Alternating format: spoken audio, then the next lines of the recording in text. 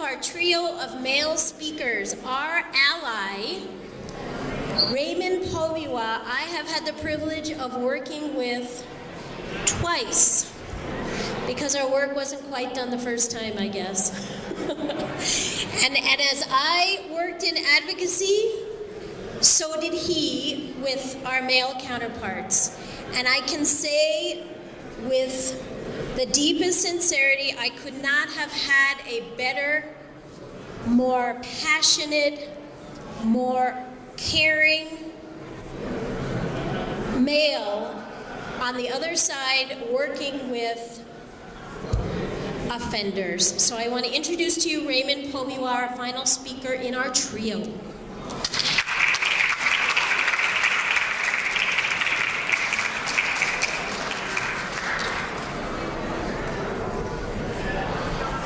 Good morning, everybody. I'm very humble and honored to be standing here in front of you guys today. Not gonna lie, I'm a little nervous, but that's because, as Lisa mentioned, I'm very passionate about doing this work, but it's never easy to stand up in front of my peers, people like Rod, Kiahi, State Coalition Pam, the Native Coalition, and all of you who are present today. But I am honored, and I ask the Creator to be with me as well as all of you in the blessings, because that's what we need in this work, because this is hard work.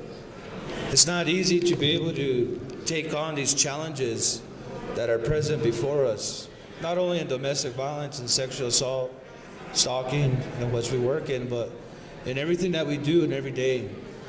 So to look across the room today and see my fellow brothers and our youth is very powerful, because when I first came into this work and started attending these trainings, it was all women.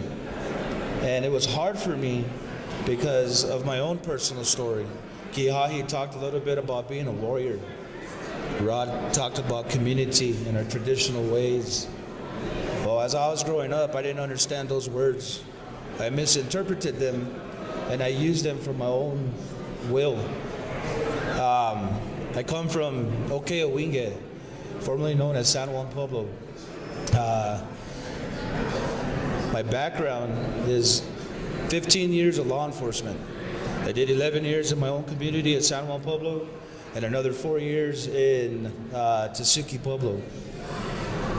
So when we start talking about a warrior, I really believe that that's what I was being. Put on my uniform, my vest, my badge, my gear, and I came out and I did my work.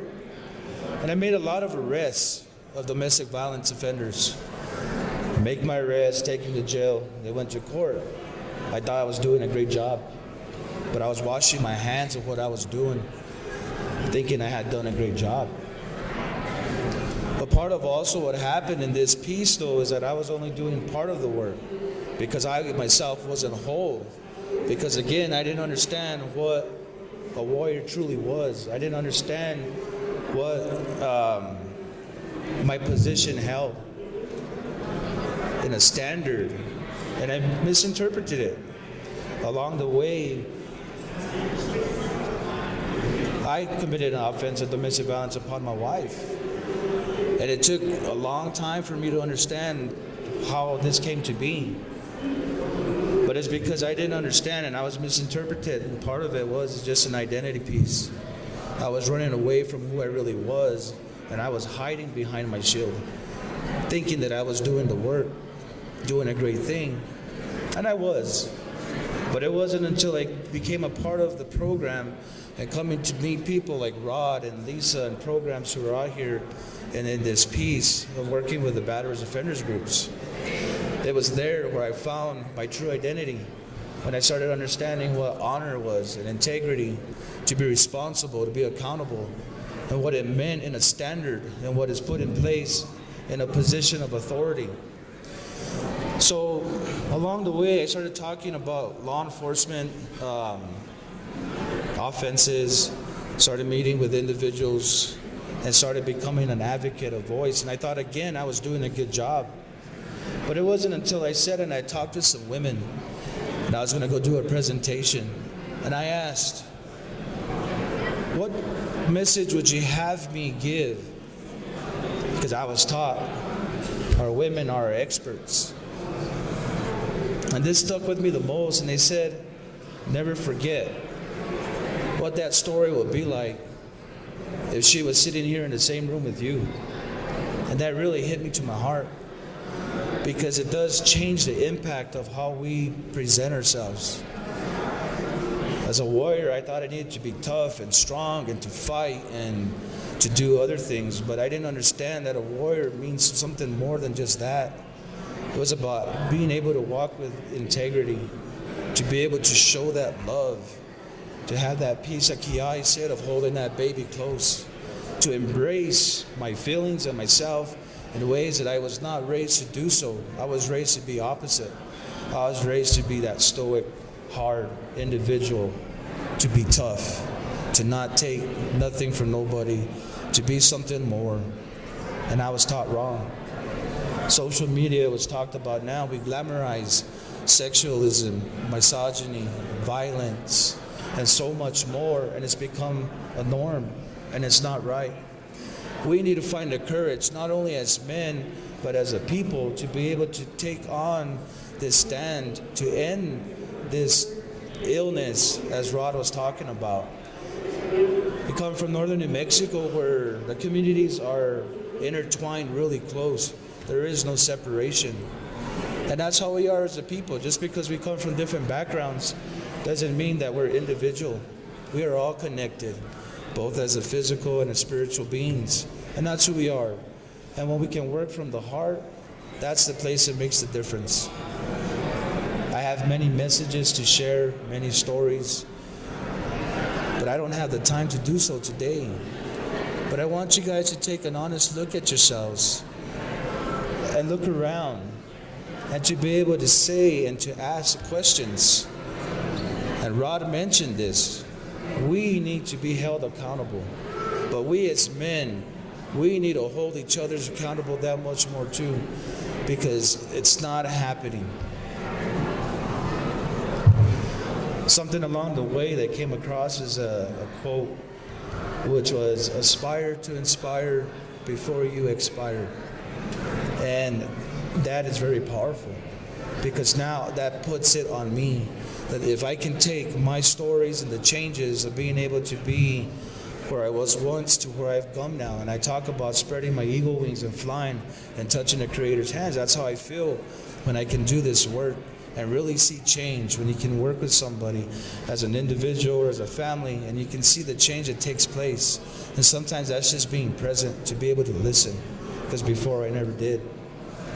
I just nodded my head and said, I understand, but I lied. I did it because I was listening through my head, but not my heart. So once I opened up my heart, now I truly understand what this work means.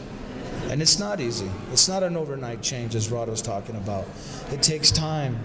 And these seeds that have been planted, not by myself, but by my peers and those other individuals. I look across the room, there's many men that I also see here that I want to acknowledge in their passion, in their heart. And for those of you who I have yet to meet, and for you women here, to really, I am humble, to take the time and sit and to listen, to be a part. It takes a special kind of a commitment. And I implore you to embrace that, because this stuff hits too close to home. I have a second job working at Smith's as a manager. And about 2 weeks ago, a woman suffered by the hands of her estranged boyfriend. He tried to kill her in the parking lot at Smith's. And I'm sure some of you may be familiar with this. He ended up killing himself. But my question to my employers, to the bigger ups, was, well, what changes have we made? How do we now provide safety for our employees, for our women, for our girls, for our teens who are working for us? Because this woman shared this information with them, but they failed to act because they didn't know how to. And sometimes it's really hard to act when we don't know how to. And that's what I'm saying here today, is that if we can become aware, and we can change our perceptions, if we can change our attitudes and change our identity as an individual and as a whole, it really will make a difference not only for ourselves and our families, our communities, the nation, but for the world. And that's what we need. We need more, not just men, but all of us to be able to take this stand, to be united. Men as allies, whatever title we choose to put in place, we need to embrace and come together. No more separations. We need to work together as programs. We need to embrace and we need to become stronger. There is no separation. Again, I have a lot of stuff. I wish I had more time to share. I wish I had more time to be able to really get down into the pieces of breaking this up and understanding it more so we can move forward. But I just want to honor and acknowledge all of you here today and everybody that's present, and for those who may be receiving the message secondly or third hand. But I really want to thank again the coalition. I want to thank the Native Coalition and Lisa, my friend, my boss and friend, Radhika Scala, Kiahi, my warrior, who in his words, the first time I chose to use that word in honor. So I want to thank you as well. Edwin, Charlie, and other individuals who are here, thank you all. Because without you and your support, I may not have the courage to be able to stand here in front of you and speak from my heart.